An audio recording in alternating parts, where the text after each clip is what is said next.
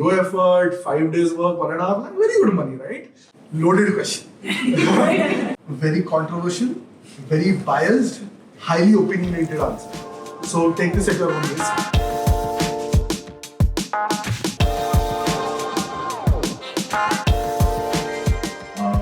There is a lot that I can use to introduce Aadil.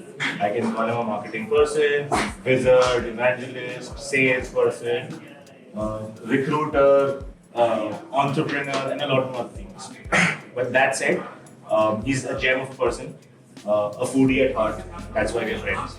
Also, at the same time, he has a very, very interesting finish to make things utterly comfortable. Like, you could have the most boring of the conversation topics, but he'll make it so interesting that you'll not feel bored throughout the 2.5, 3 hours that you're with him. So we'll start the session today by talking about Aadil as a person. He will also introduce himself to all of you. And at the same time, we have a few questions that we have ready. We'll see how Aadil performs in today's test.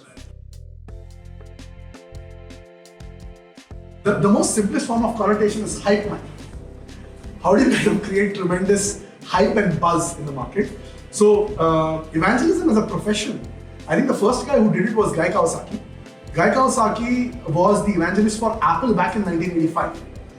When they were starting the Mac lineup and they were bringing the Mac to life, his job was to create software by software developers that can be used on the Mac.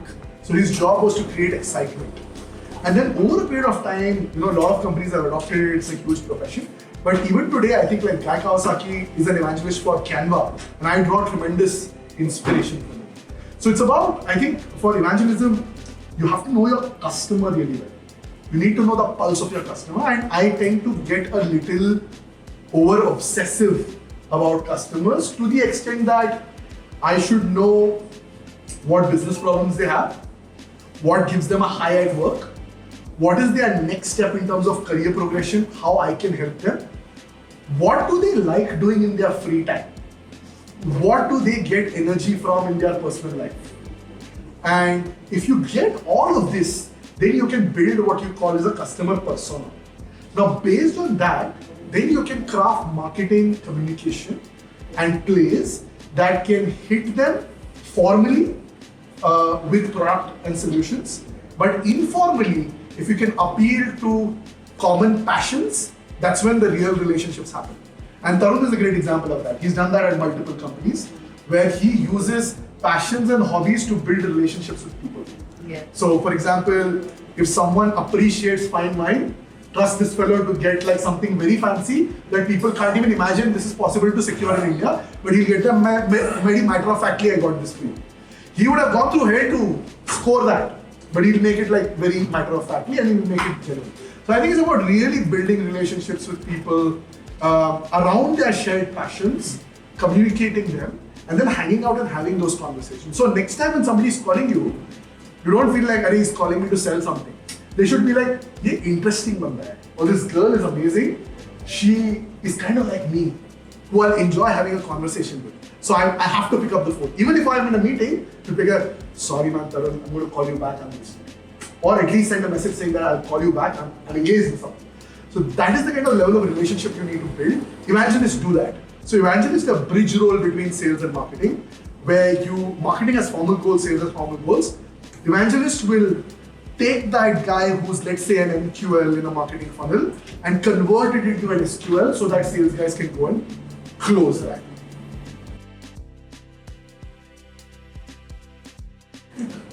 Loaded question. Loaded question because I think the millennials had a lot of hustle. I think Gen Z, or the iGens as they call them, they're very sorted in their heads. They know what they want in life. So if you think they are going to work 24/7 for you, nahi hoga. That's the kind of persona some of them are.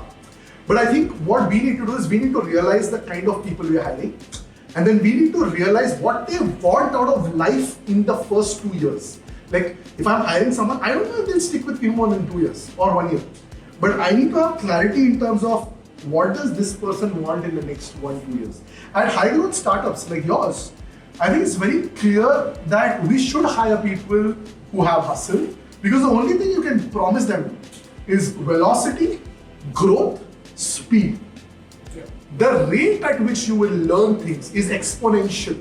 Like you will learn stuff here in 2 weeks that or in ordinary job will take you 8-9 months. It's crazy. But that learning can help you exponentially over time. But for that you need to be involved in the business. And there are a certain type of persona who are willing to do what it takes. But there is a certain type of persona who's laid back. जो laid back है, I think it should be clear. This space is not for you, right? You decide what you want. But I think applying a framework kind of makes sense. Like Jeff, who was the CEO of LinkedIn back in the day, 2013 to 15 when I was there, he gave a beautiful framework for hiring, which I still deploy even today. He was like, look for 3 people. Look for 3 qualities in people when you hire. Think big, get shit done, know how to have fun. So if you think about it, if someone's thinking too small but they're executing really well, what's the point? Startup's not going to scale. You got to think big, you got to get that shit done. Now at the same time, if you're having fun, you're not going to get bored, you're not going to feel like I'm getting burnt out. So do you get raw energy from this job? Are you machawing things that you will be proud to talk about 10 years down the line? And are you really having fun building this along the way? Now, if this is a match between you and your employer, win-win. So I think like it's not about what I expect to get out of the team, it's what the team expects to get out of me. There has to be clarity on both sides. Now that clarity is there, I'm sure you'll win. But I think hustle is super important because in your early years, that hustle will help you figure out what you enjoy in life and what you don't. It's very important to rotate across different functions to get an understanding of, acha, this happens in this function, this happens in this team, this happens in this particular team or organization. This is not fun, but sure, I learned, this is fun, maybe I should double down on it.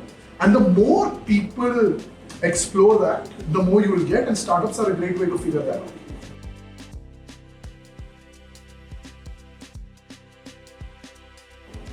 Very controversial, very biased, highly opinionated answer. So take this at your own risk. I think postgraduate degrees are flawed. They are a complete waste of effort, time and money. People used to do that earlier because knowledge was not available. People used to do that because you get a chance to hang out with peers and your learning happens from peers. You are living in 2023. The world has changed. नींद से जागो और देखो अपने एतराफ क्या हो रहा है. All the knowledge that you want is on YouTube. You don't need a paid course. The peers and relationships that you want to build are in Discord. Go figure out Discord servers. There are communities and you will learn anything and everything from people. And 3, learn from your founders. Like they are experts at WhatsApping people and getting knowledge. So with those skills, why will you pay like an obnoxious amount of money to go to some fancy ass university in some country, take debt, borrow debt, learn and trade like 1 or 2 years of your life, but you will not earn anything. Spend the next 10 years of life servicing said debt. When actually go out, and how difficult is this goal? And make it your mission in life that every Saturday I will meet 2 people that I want to learn from. Me personally, I have a list. Of people I want to meet, and invariably every Saturday or Sunday I am meeting these people. The investment is on my side. I take them out to lunch, dinner or breakfast because by doing that I get 1 hour undivided of their time. I hate Zoom because I don't know whether I'm getting their 100% attention. Screen mein kuch padhte honge, I'm trying to blabber, so I don't know if I have their time. But when they're sitting physically with me, I know I have 100% of their attention.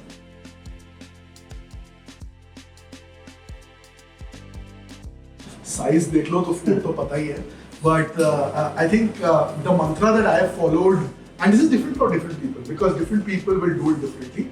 What works for me is, like, I remember when I joined Belong also, I told Vijay, dude, Monday to Friday I will be your slave.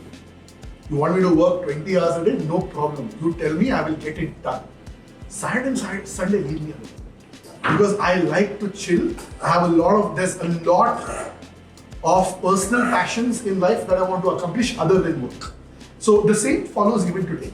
Monday to Friday, I'm completely focused on work. But Saturday and Sunday, I don't touch work. I like to be completely focused on my passions, which is meeting people, family. I have 2 boys, I have a wife. If I don't give her time, it's hard. And similarly, then I want her time also, right? And I'm not able to dedicate time on the weekdays. Luckily, what happens is because HackerRank is remote, now we have lunch and dinner together because I work from home and I'm at her mercy. So luckily, we get that time. But logically, a lot of time I spend. But this wasn't me when I started my career. When I started my career, when I was running my own firm, I was working for 7 years, 24/7. It didn't matter if it was day or night. It didn't matter if it was Saturday, Sunday, Monday. Every day I was working. And rightly so, because I had to absorb that knowledge and figure out who I am in life and what I wanted in life. Once I got that clarity, now it's come to a stage that even on weekends, I'm doing passion projects. Like I have a podcast that I like to run. Again, the goal with that is I meet knowledgeable people, I absorb their knowledge in quick time. And then there are other people that I want to meet and learn from. So I think you need to prioritize where you are in your life and accordingly work on a framework that works for you. What worked for me is Monday to Friday, 100% time for the company. Saturday and Sunday, 100% time for family and passion. So, just as a star condition of that question, what if you had something to be delivered on Monday? Has to be delivered on Friday. Doesn't matter. And I always believe if you commit on Monday, the commitment is not Monday. The commitment is 24 hours prior. Get it done before Friday. Because if you commit Monday, you screwed your weekend.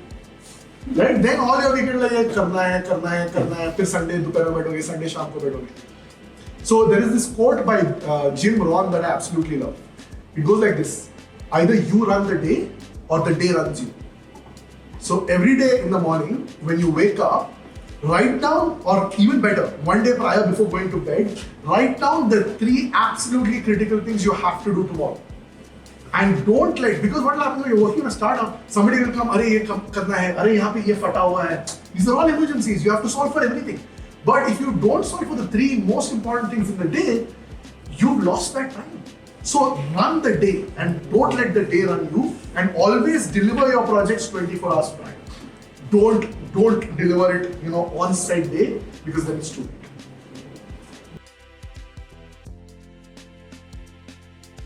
What I like is I told you there is that set of towels, face towels, which is very, very cool. White color, you will see it, very fluffy.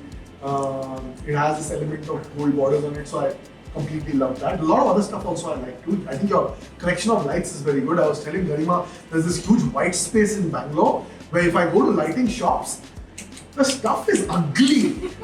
Like ugly to an extent that is not imaginable. And I'm like, क्यों दिखा रहे हो मेरे को? Like this is such a colossal waste of my time.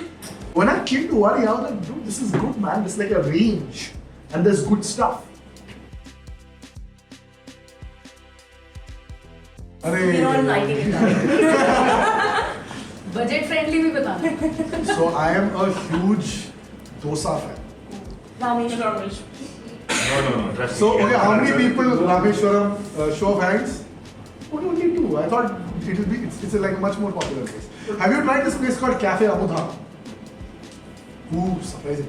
Go to Cafe Abu Dham, but don't go to any other place. Go only to the one in Jayanagar. There's one hospital right next to it. It's there. All other Abu Dhams are not all that good. The crispiness, the thickness, the podi, the amount of generosity of ghee, these are functions of what make a great dosa. That guy knows. With it? Yes, with drumsticks. So I can go into the tea. You asked a question on the website, how detailed you can get when you like something. So Abu Dham, Jayanagar for dosas. Another great dosa place. There is, perpendicular to MG Road, there's one place called One Shobha, which is a new mall which has come up. In the basement, they have something called Chalukya Samrat Cafe. Now, a very different version of a dosa. It's an orange-colored dosa, which is made with cashew masala. So again, it's very different from your Rameshwaram and from your, Abu Dham or from your Vidyarthi Bhavan and all of that, but worthy of trying.